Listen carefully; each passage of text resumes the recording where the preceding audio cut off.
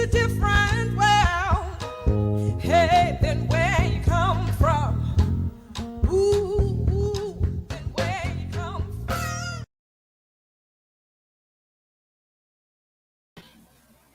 Good evening and welcome once again to We Rise podcast.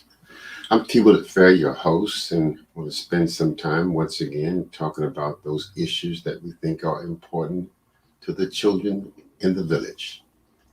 I guess the world knows by now that our superintendent is leaving us, and under normal circumstances, it would just be another professional person who is going on to another place in life.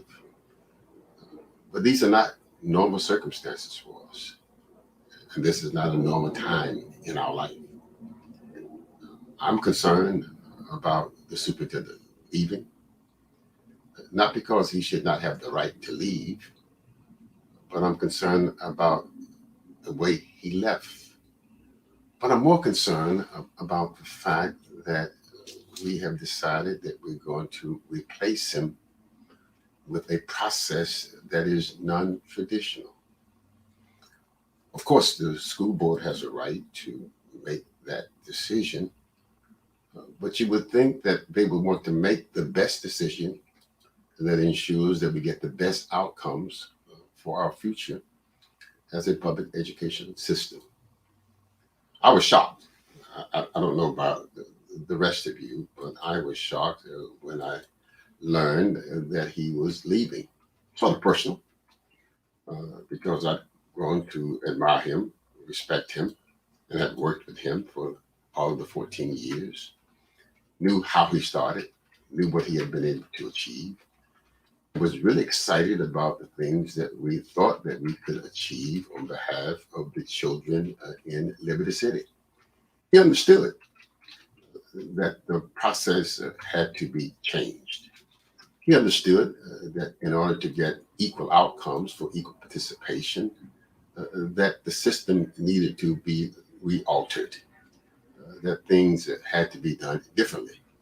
But he also understood that this kind of rethinking would take time, that we are a very diverse population of students, and therefore we have varied opinions about what should or should not be done, how it should or should not be done. And of course, you have to always be mindful of the ethnic politics that exists in a system this large. So he understood clearly that if we were going to do non-traditional things, it took us uh, time to get ready to do those non-traditional things, and it could not be done overnight. He understood that. I understood that. I think it's obvious that most of us admired him, that most of us wanted him to stay. But a decision to leave is his, and he's decided to leave, and he's gone. Uh, there is no turning back. There's no New York where he was prepared to go, but the mayor of New York did not manage that process correctly. So he simply said, I'm not going.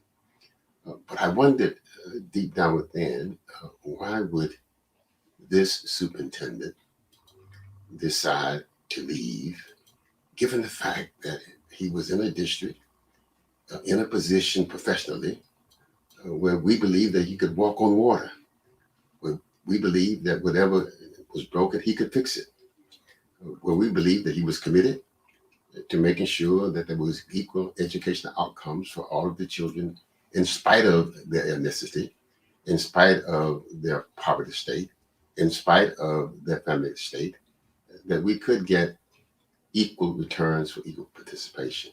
But he's decided to leave. That decision is his, and he is now gone. So we now have the awesome responsibility to replace him. And that's a very, very tough process to be defined. It is a process that requires deliberation beyond the shadow of a doubt of all of us who are involved. It is a process that requires that all of us who care about the future of the community and its educational delivery system would want to be very deliberate, very unbiased, very selective, and very thorough, but to be able to, at the end of the process, say that we did what we were supposed to do to find the best person to lead us to the next level of educational achievement in this community. So when I got the notice that the Dade County School Board was having a meeting on January the 5th to discuss the duties and responsibilities of the next superintendent, and they invited the public to come and make comments,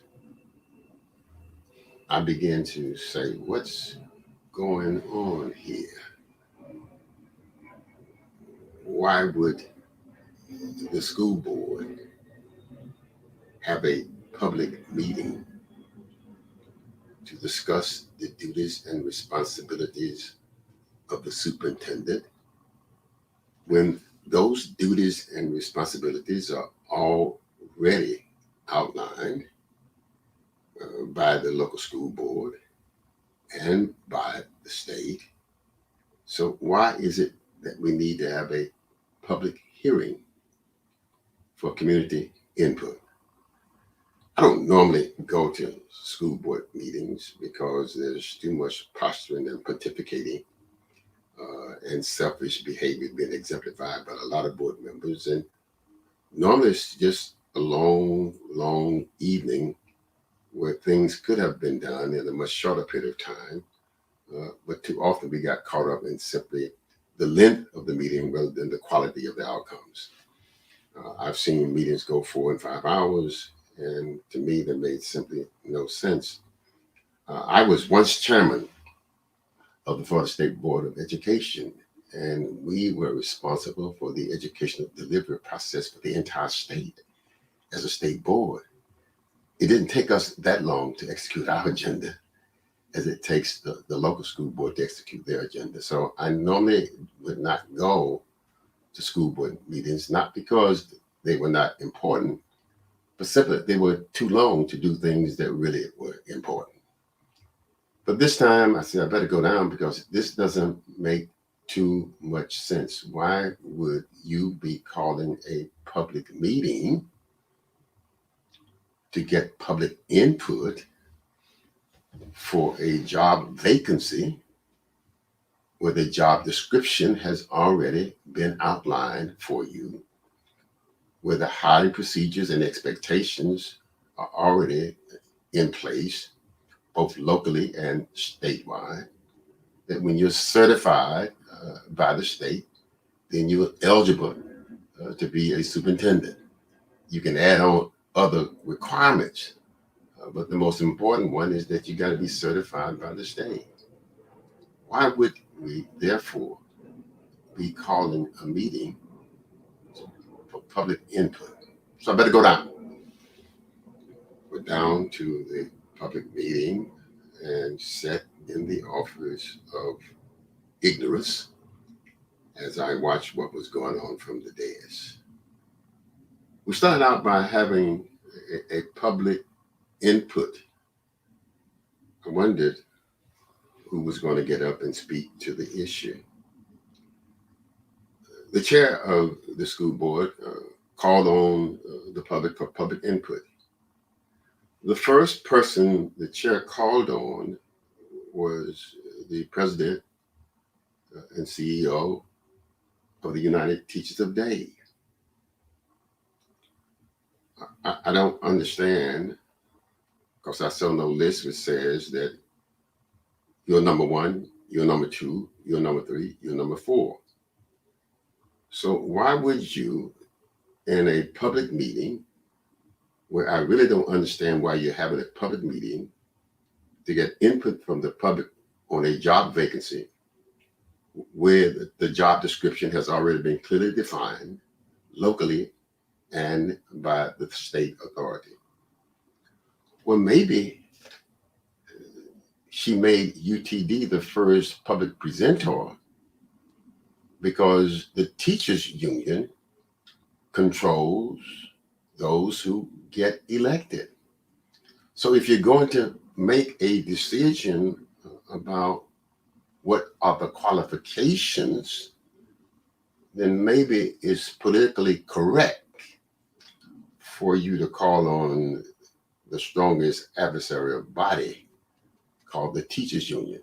Let's make sure now, as we make this decision in a non-traditional fashion, that the group that has to be satisfied up front are the teachers. I would have thought that that was not unnecessarily. If she had called on the chairman of the Parent Teachers Association first, it would seem to me that that's the first group that you want to hear from if you're going to talk about the job expectations for the superintendent of the district. Putting the teachers before the parents? Is that part of the new format that's being reflected in the decision-making bodies around the country? That parents no longer are in charge, should not be involved in the selection process of those who are going to be in charge of outlining and delivering the educational processes for their children. So I just thought that that was a little unusual.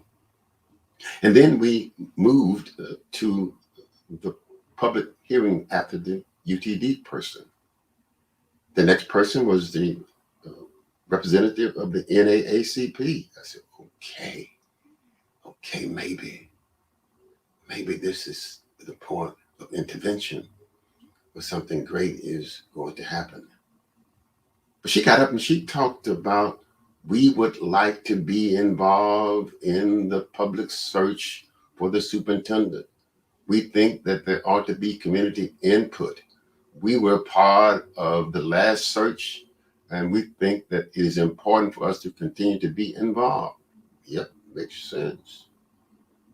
That the public ought to be involved in the search, that there are parents, and then there are others who have an interest in the educational delivery system, and therefore they are concerned about the character, the qualifications, the commitment, the experiences of those who are going to be considered to be the chief executive officer of that child's educational delivery system. So her comments were appropriate for community involvement. And then there were a couple of other folks who came around, and they all articulated the same thing. Then once the hearing was over, that portion was closed. It was closed. And then they went on to do the business that they had come to do. They had come to select a process of execution that would allow them to go ahead and hire the person that they wanted to hire. Now, why did I conclude that? I did not want to conclude that, but the process of the analysis of the group dynamics said very clearly that this is what's going to happen. First of all, there was a conversation which then made a national search unacceptable. And it went like this. Well, you know it's going to take a long time. You know we have all of these other issues that are going on in the system. You know that we really don't have time to do a national search. It just takes too long for that to happen. And there is a sense of immediacy that we must find somebody right now, given all of the problems that we're going through. We must find somebody quick. And they instilled a sense of urgency with a false narrative, which says that because of the current set of circumstances, we don't have time to do what's right for the future of this district. So they then decided, oh, we're going to go forward immediately because we just can't wait. And they did. Now, how do we make sure that we complete and conclude this process today? Well, we've already made you believe This is a sense of urgency that the superintendent is leaving on February the 13th, that he has agreed that if we need an additional week, he will stay, but he is gone on February the 13th. So we really have got to fast track this process. And in one of their moments of erudite intelligence, they decided that what we can do is find somebody quick. But this person that we find quickly has to be someone who is currently not on staff. Does that make any sense? Here is the head of the fourth largest school district in the world. Some say now it's the third largest school district in the world because we have surpassed Chicago, given all the dynamics that have taken place in the public education system in Chicago. So some say that we're 3 or 4 largest in terms of school districts in the world. Now, someone has to help me understand. We're the 4th or 3rd largest school district in the world. Our superintendent has proven to the world that he can walk on water. The Portuguese like him. The Jewish community likes him. The Black community likes him. Everybody seems to like him except the majority of his bosses. So he is now leaving.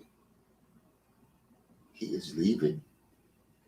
And you can't find somebody on his current team that cannot keep the ship afloat until we find somebody that we know can really replace him and take us where we want to go. You want me to believe that the superintendent of the year, the superintendent who has every award that a superintendent can accrue to, the superintendent who everybody wants to stay and everybody wants, you're going to tell me that he was the only competent person in his system? That as he ran all over the world doing all these great things, as he ran all over this community doing all these great things, somebody was taking care of the ship. It demonstrated to me, once again, his ability to select, hold on to competent, committed, dedicated, loyal people. So you expect me to believe that we could not find somebody on his staff that A, could be considered to be the superintendent, B, if they agreed to be the interim superintendent, would not apply, but would agree to keep the system afloat at a high level of functioning until we found somebody? You're going to expect me to believe that? Well, Ray Charles can see through that. It was obvious that we did not want somebody from outside. It was obvious that we wanted somebody from the inside. It became even more obvious if you watch the behavior of all of the members that the person that they wanted had already been identified. Go back and look at the entire tape of the proceedings. See the dynamics that went on between board members, those who were attempting to make it clear that this was not the best thing to do, Marta Perez, and those who were already on the track of getting it done. Now, if you watch the behavior, if you go back and look at the tape, you could see very clearly that there had been some prior discussions between board members out of the sunshine. That as they began to interact publicly, the reactions, the body chemistry was abnormal for someone who had just heard for the first time the presentations, the articulation of certain motions about what should happen. So it became obvious to me that there had been some conversations between those who made the decision and the decision. How could you agree that the qualifications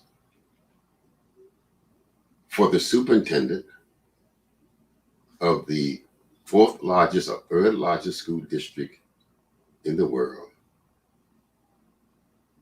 master's degree minimum, PhD required? So you know the person is going to have a master's degree, because if the person that they had in mind had a PhD, they would have said PhD required. Also said master's degree, PhD required, must have been a teacher. You're saying to me that given all of the problems that we have, that the number one skill set required to resolve them is those acquired as a teacher? Must have been an educator, must have been a principal. Sounds like you already got the person identified. And then on top of that, you say to me that we're going to hire this person in less than 2 weeks. How do you sift through the number of individuals who meet those maximum qualifications? It's got to be hundreds of them who are members of UTD, who are in this community, who meet those qualifications. So clearly, how do you do that in a time frame that makes sense? Unless you've already done it. Unless you've already done it.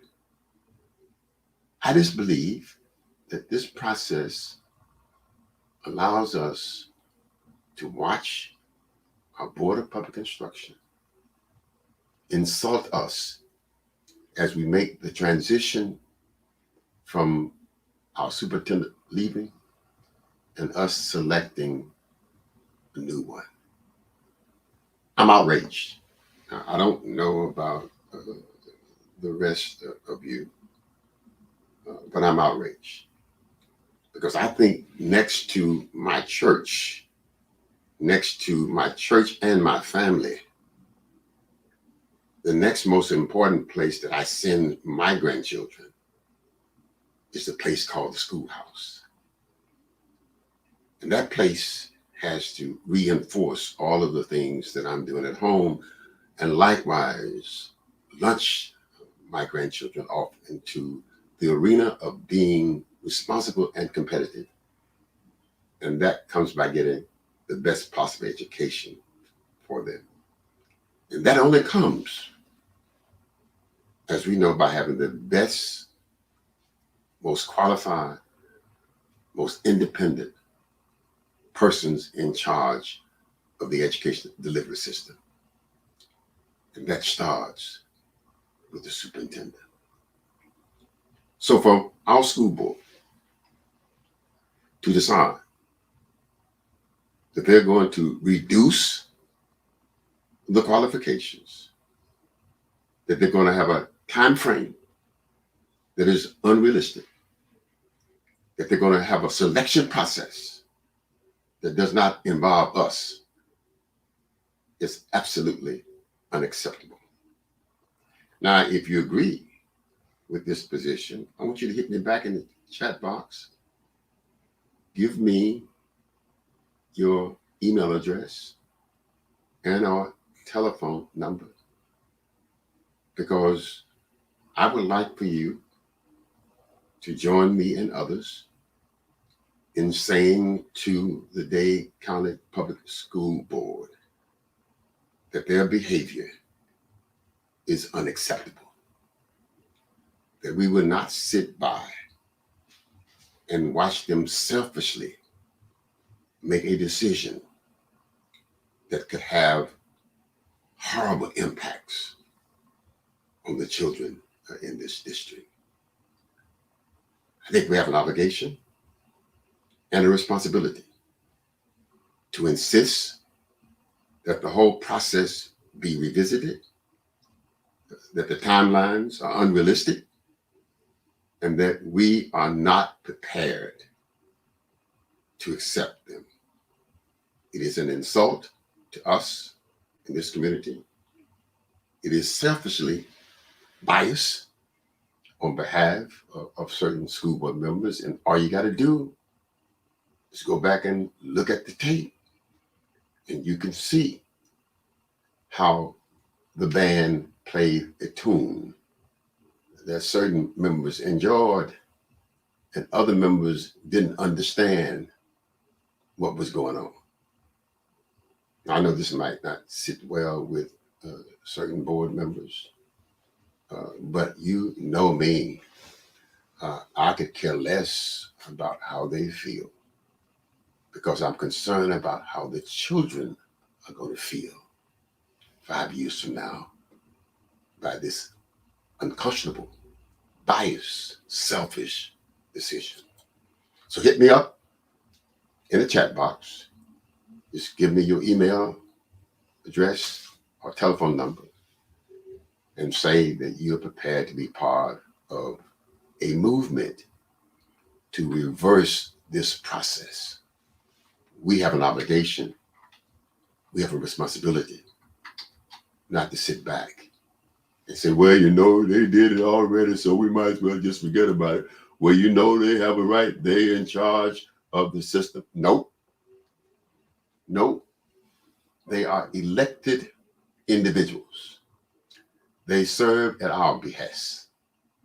They can do what they want to do as long as what they do we are satisfied with. But when we are not satisfied, then we have an obligation and a responsibility to voice it and by any means necessary attempt to change it. Now, I'm going to say to some of my friends that unlike most of us, I expected some of us who looked like me to have been more aggressive in this process. I expect some of us who look like me not to have allowed this travesty of miscarriage of public policy and managerial responsibility to take place.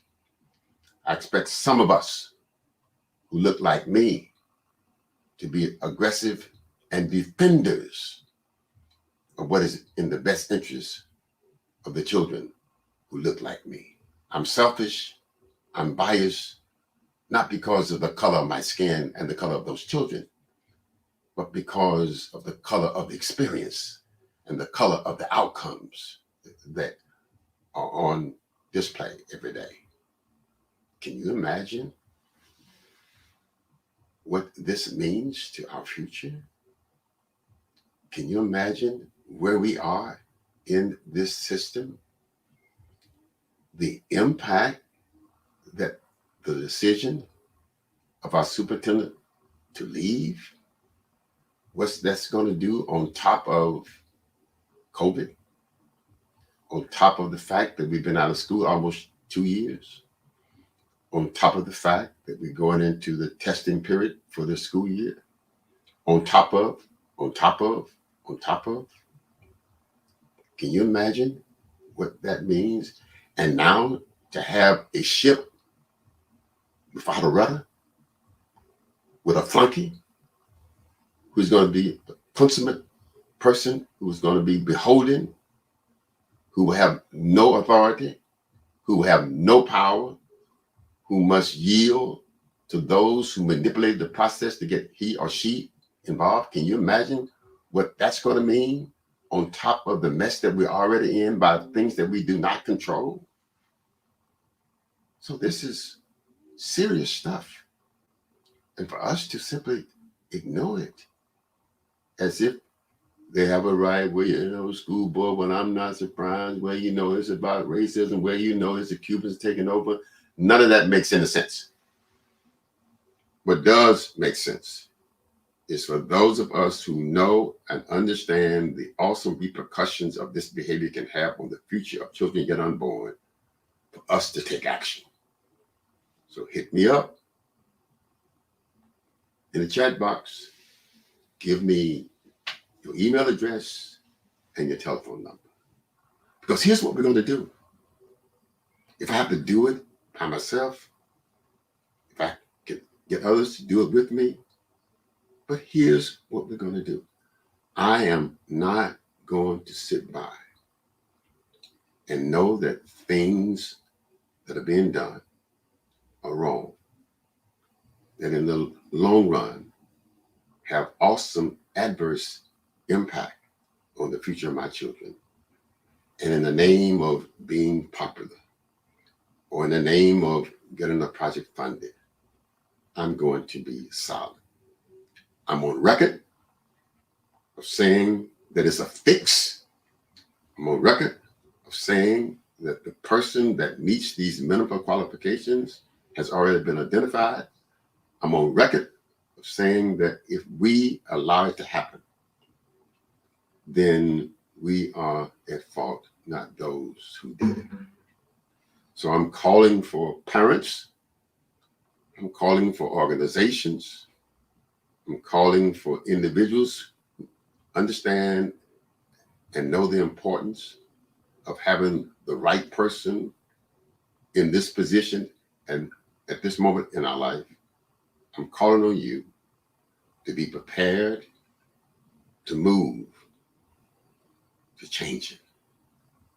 So the first thing we're going to be doing is asking that the school board revisit, that the timeline is unrealistic, that the expectations have not been clearly defined, that there's been no real involvement of the public, that parents have been excluded from this process, that students have been excluded from this process, that the community at large, therefore, has been excluded from this process. And since it is our superintendent that we have delegated you the authority to select, then at least you have an obligation and a moral responsibility to get as much input from us as is humanly possible. Time is not the issue. Doing right is the issue. So I'm calling on organizations within Liberty City, with outside of Liberty City, because the district covers everybody. I'm calling on people who do not have children in the district, in school, because what happens to the children in the district, in the school, impacts you now, henceforth, and forever. So this is simply more than a group of selfish individuals doing what they think is politically correct, or doing what they think they have to do selfishly to do it without us reacting to it.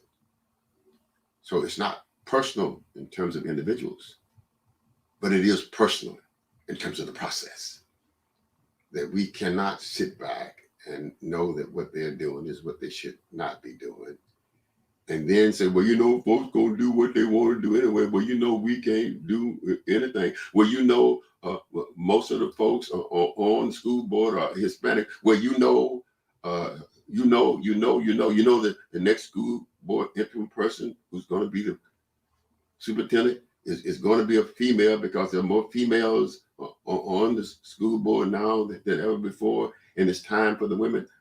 I don't care about gender. I don't care about ethnicity.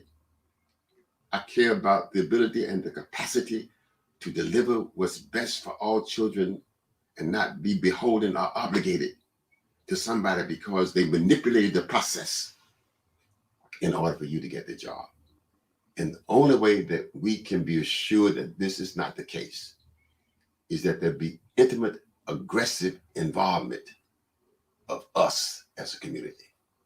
So I'm calling on you to assist me in making it very clear to the school board that the current process used to select a superintendent in 7 days for the fourth largest school district in the world is unacceptable. That any process that does not legitimately involve all of the stakeholders in the execution of that process is unacceptable.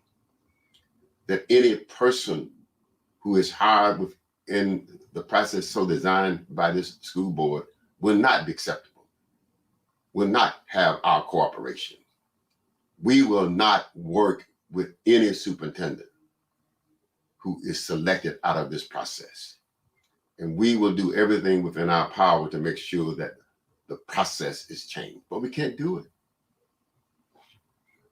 without you. So this podcast this evening is not only to talk about the process, but also to talk about the need for us to revisit its execution. That we cannot allow our elected officials to do what's in their self-best interest and not what's in the self-best interest of the children yet unborn.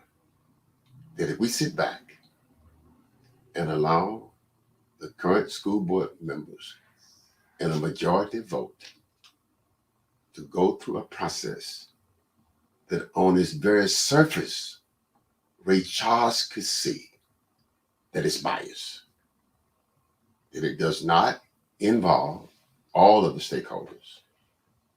It did not involve, if you go back and look at the tape and see how the decisions were made, like in any group process, there were certain dominant personalities that drove the agenda. And you could tell by the interaction between certain personalities as they discuss the agenda who was already on board. And for us to have that kind of clear picture of a biased selection process and not be outraged by it is simply unacceptable to the future of the children yet unborn who by law have to go through this system. If we don't care enough about our children's future to insist that we seize upon this moment to find the best person that time will allow us to find, so that we can continue to do what our superintendent who is leaving was doing. We can't afford a stop. We can't afford a pause. We can't afford that. We're coming out of the pandemic. Before the pandemic, children in Liberty City were behind. Now everybody is behind. So I want a new superintendent to understand that the plan for catching up has to be bifocal. Because if we don't do that, then the folks who are behind for the first time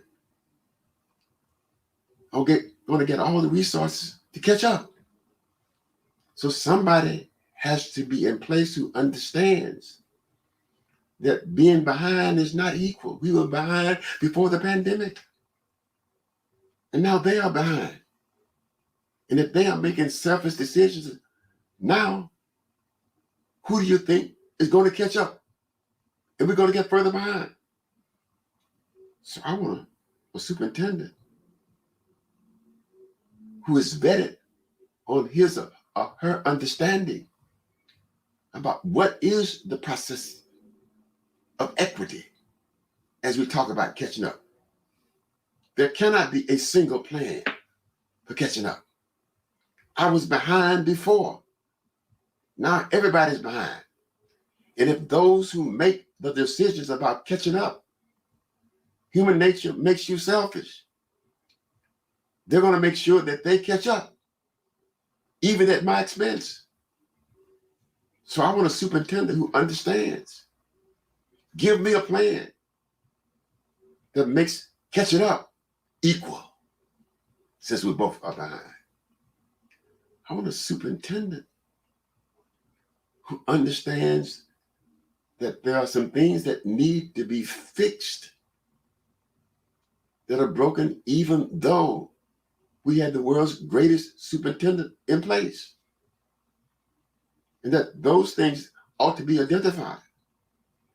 And that the process for resolving them ought to be part of the discussion about whether or not you're going to be hired.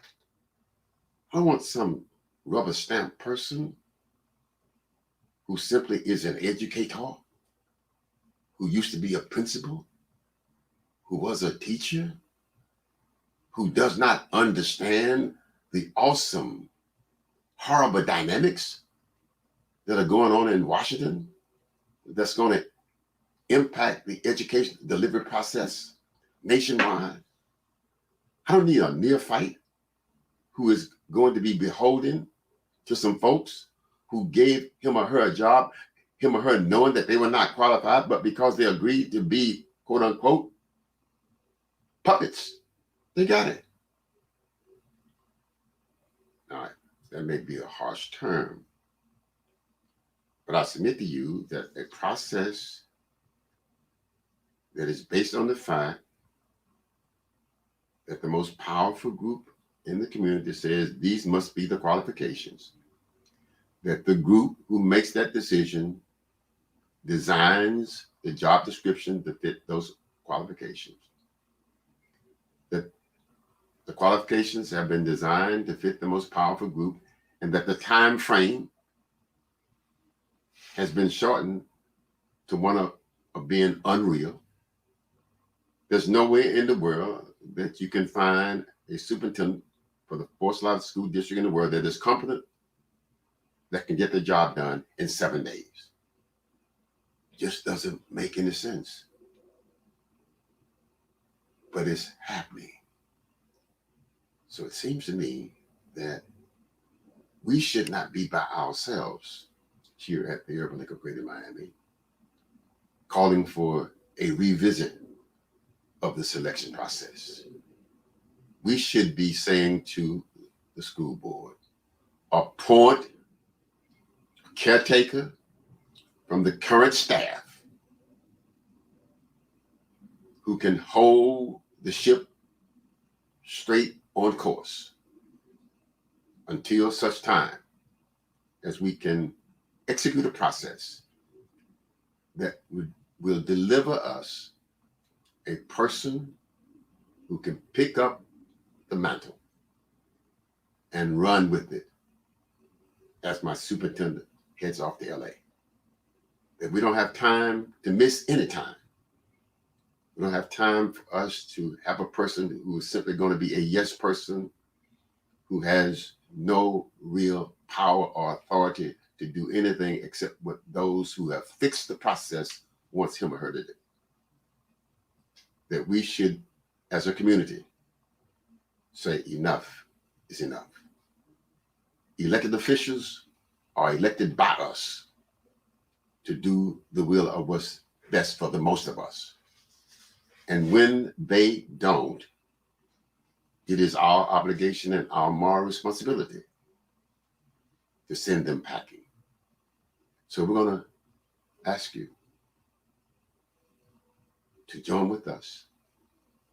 Hit me up in the chat room. Give me your email address, your telephone number, so I can get back in touch with you. We're going to ask the school board to revisit this process. We're going to ask the school board to revisit this process by expanding the time frame.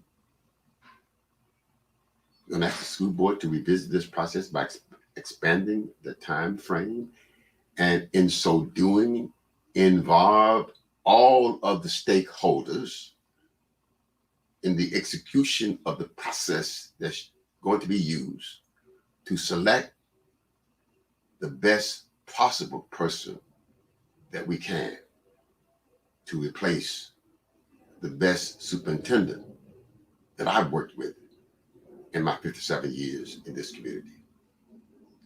It is our duty and our responsibility to do that. And if we don't blame racism. Don't blame selfish school board members.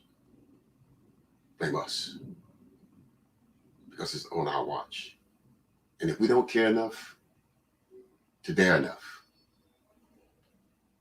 then it's our fault.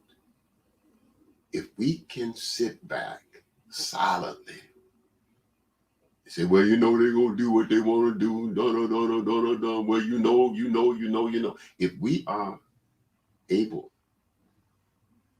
to take an attitude of indifference, if we don't care enough to be outraged by a process that allows us to go from a consummate professional to a dependent relic, then it's our fault. We're not going to do it here. We're not going to do it here. We're not going to do it here. We would do it with you. It's easier. But if we have to do it alone, we're committed to doing it. There's nothing that we will not do to shout from the rooftop that the process to replace the superintendent of the year is flawed. That the persons who have designed the qualifications and the time frame clearly already have the person in mind. Now, if there's anybody who does not believe this, then you are blinder than Ray Charles. Because clearly, it's nowhere in the world that you could sit in a public meeting and say that we're not going to do a national search, and say that these are the qualifications, which are minimum qualifications, and say that we're going to select a person in 7 or 8 days because the superintendent leaves on the 13th, and he's agreed to stay another week. So we've got to have somebody in place so that he can leave when he said he is going to leave. If you believe that that's not fixed, then you're probably a product of one of my F schools. It ought to be obvious that it's fixed. It ought to be obvious that the only person that tried to unfix it was Marta Perez. And if you note, you go back and review the tape, they attempted to sort of disqualify her. They attempted to say, well, you really are fake. You say one thing publicly, but you say something else if you go back and review the tapes. I wondered, why were they prepared to, quote unquote, discredit her in the meeting that was called to talk about the qualifications of the superintendent? Why were they more concerned about Robert's Rules of Order as opposed to the order of that which is correctly in the best interest of the school system? There's just so many dynamics that went on to the naked eye for those of us who are trained social workers, group therapists, etc. That was obvious. And if we think that and don't say that, if we are silent because we are concerned about someone's reaction to us being public, then we're no better off than those who designed, who orchestrated whole premise that we have to find somebody in 7 days because the superintendent is leaving on the 13th. And if he leaves on the 13th, the world will come to an end because there will be nobody in place. So we got to find somebody. And if we need an additional 7 days, he would give us another week. So we really got to find somebody by the 20th of February, January, March, April, or May. It doesn't matter what the time frame is, as long as it delivers the best possible person. So spread the word for me. Tell those who are concerned about the process to let me know that they are concerned. If you're the alphas and the omegas and the kappas, if you're really concerned about the quality of education of children yet unborn, then you need to sign up to help us denounce this process. If you believe that it is important for us to select the best person who is qualified to lead us, then sign up for the process.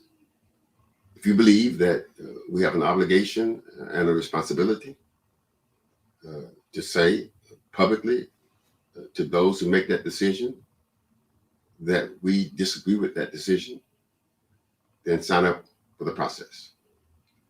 If you believe that we must do whatever we have to do, including protests, physically, verbally, then sign up for the protest.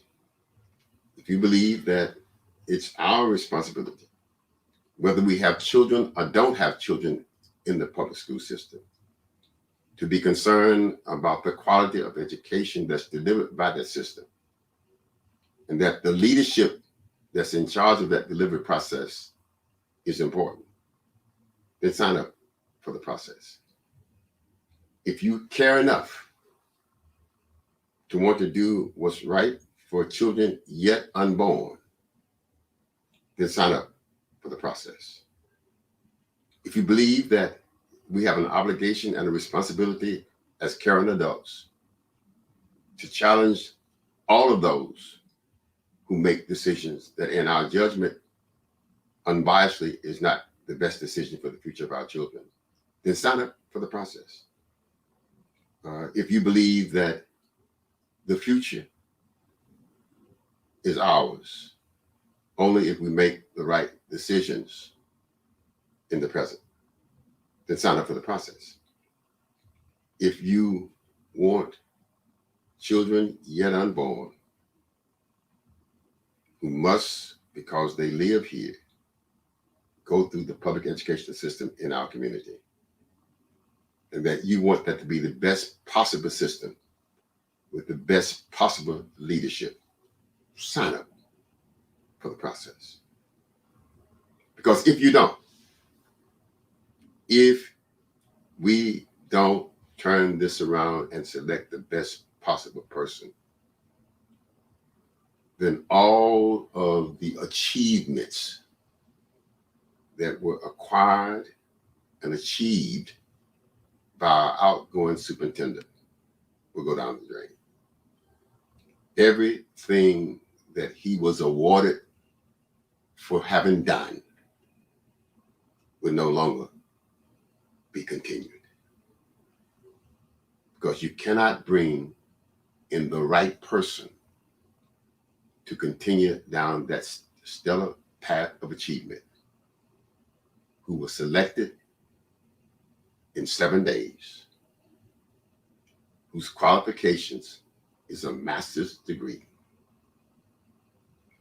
who simply was a principal, an educator, and a teacher, as if all of the problems that are required to be the superintendent of the fourth largest school district in the world are housed in the experiences that one gets as an educator. It's absolutely ludicrous to arrive at that decision. This is the 21st century. There are so many things going on within the body of education that were not going on 20 years ago. So we got a challenge, and we can only meet that challenge if we first denounce the current decisions that have been made. That's our responsibility. So hit me up in the chat room.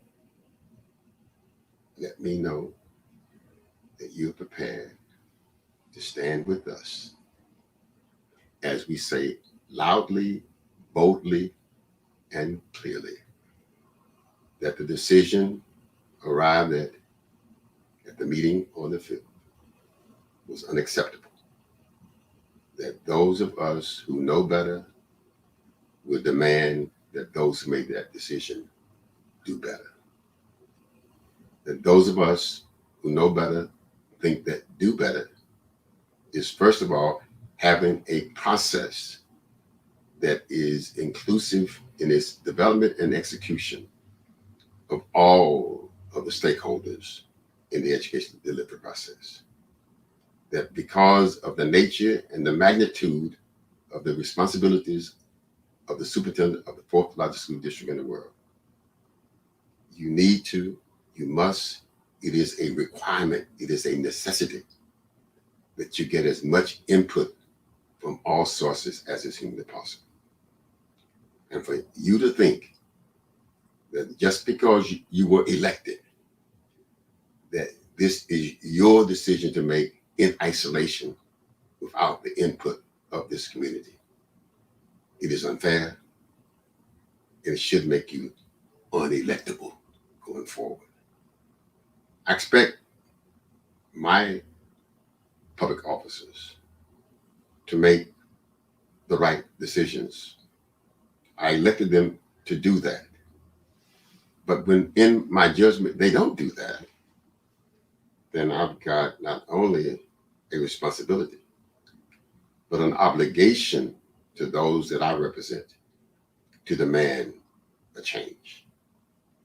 So tonight on this podcast, we are demanding that you join with us in saying to those who made this decision, it is unacceptable. That whoever is selected in this process is unacceptable and will not have our support. That the process must be revisited. That the time frame must be realistic. That those who are involved in the selection and search process be expanded to be inclusive of all of the stakeholders in this community. Yes, we elected you, but we also need you to do what is right. So hit me back in the chat. Give me your email address. Give me your contact information, because we need you to help us save the future of children yet unborn. If you want the rest of your life to be the best of your life, you got to live the rest of your life like colored people live the rest of your life. And colored people would not allow a group of selfish elected officials to hold their future and the future of their children in captivity. Looking forward to seeing you next week. We're going to talk about illegal immigration and its impact on the future of the children in Liberty City. Good night. Hope you enjoyed it. Good evening.